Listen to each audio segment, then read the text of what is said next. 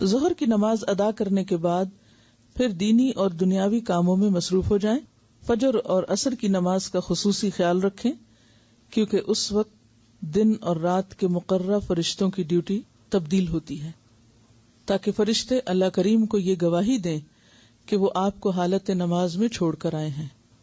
کیونکہ وہ حدیث آپ کو یاد ہوگی کہ جس میں فجر کی نماز میں اور عصر کی نماز میں فرشتے تبدیل ہوتے ہیں، اور رات کے فرشتے فجر کی نماز تک جو کچھ انسان کا نام اعمال ہوتا ہے اسے لکھ کر اوپر لے جاتے ہیں، دوسرے فرشتے آ جاتے ہیں اور پھر وہ عصر تک انسان کے ساتھ رہتے ہیں، اور پھر وہ عصر کے وقت چلے جاتے ہیں. انشاءاللہ اس کی صورت الرعد میں مزید تفصیل پڑھیں گے.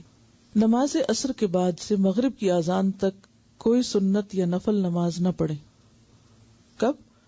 نماز عصر کے بعد سے مغرب کی اذان تک کوئی سنت یا نفل نماز نہ پڑھیں. جب سورج غروب ہونے لگے تو اپنے چھوٹے بچوں اور مویشیوں کو باہر نہ چھوڑو، کیونکہ اس وقت شیطانی لشکر پھیلتا ہے. مغرب کی اذان ہوتے ہی مغرب کی نماز سنت کے مطابق ادا کریں، کیونکہ یہ نماز مغرب کا اول وقت ہے.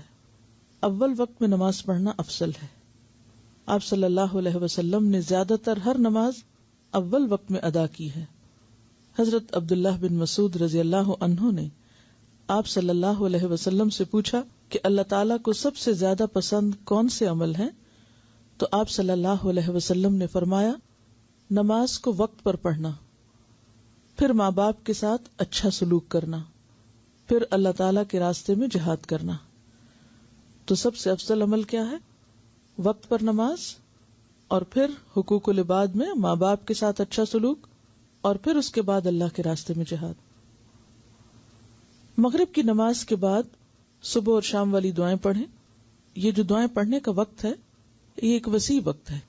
اس میں بالعشی والابکار کا لفظ بھی آتا ہے. تو عشی کا لفظ جو ہے وہ عصر کے بعد سے شروع ہوتا ہے، یعنی یہ دعائیں آپ مغرب سے پہلے بھی پڑھ سکتے ہیں اور مغرب کے بعد بھی. فجر کی نماز کے بعد ہی آپ پڑھیں گے، سورج نکلنے سے پہلے یا جیسے بھی، لیکن بہت ڈیلے نہیں کریں کہ آدھا دن گزر جائے تو پھر آپ پڑھیں. آپ صلی اللہ علیہ وسلم نے فرمایا، جس نے عشاء کی نماز باجماعت پڑھی تو اس نے گویا آدھی رات تک قیام کیا، اور جس نے صبح کی نماز بھی باجماعت پڑھی تو اس نے گویا پوری رات قیام کیا. منافقین پر فجر اور عشاء کی نماز سے زیادہ بھاری کوئی نماز نہیں، اور اگر وہ ان کی فضیلت جان لیں تو وہ ضرور ان میں حاضر ہوں، چاہے انہیں گھٹنوں کے بل گھسٹ کر ہی آنا پڑے. لہذا ہمیں ان نمازوں میں سستی نہیں کرنی چاہیے. اور عشاء کی نماز پھر اتنی تاخیر سے نہ پڑھیں کہ بالکل یعنی انسان بالکل سو رہا ہو یا سونے کی کیفیت میں ہو، جیسا کہ کل ہم نے پڑھا لا تقربوا الصلاۃ وانتم سکارا. تم اپنی رات کی آخری نماز وتر کو بناؤ. آپ صلی اللہ علیہ وسلم وتر کی پہلی رکعت میں سورۃ فاتحہ کے بعد سبح اسم ربک الاعلی، دوسری رکعت میں قل یا ایھا الکافرون، تیسری رکعت میں قل ھو اللہ احد، اور سلام پھیرنے کے بعد 3 مرتبہ سبحان الملک القدوس پڑھا کرتے تھے. آپ صلی اللہ علیہ وسلم عشاء سے پہلے سونے کو اور نماز عشاء کے بعد بات چیت کرنے کو ناپسند فرماتے، یعنی عشاء سے پہلے سونا اور عشاء کے بعد باتیں کرنا اور تاخیر کر کے سونا، یہ دونوں ناپسندیدہ چیزیں ہیں. عشاء کی نماز کے بعد علمی مذاکرہ، یعنی اگر کوئی طالب علم ہے اور اس کو سیکھنے کی پڑھنے کی ضرورت ہے، بیوی، مہمان اور سائل کے ساتھ، سائل یعنی اگر کوئی سوال کرنے آیا، کوئی مسئلہ پوچھنے آیا، اس کے ساتھ گفتگو کرنے کی اجازت ہے، یعنی رخصت ہے.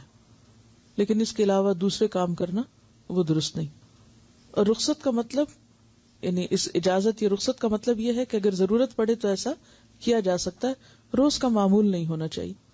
رات جب انسان تاخیر سے سوتا ہے تو پھر لازماً فجر متاثر ہوتی ہے، یا پھر فجر کے بعد سونے کی کوشش کرتا ہے.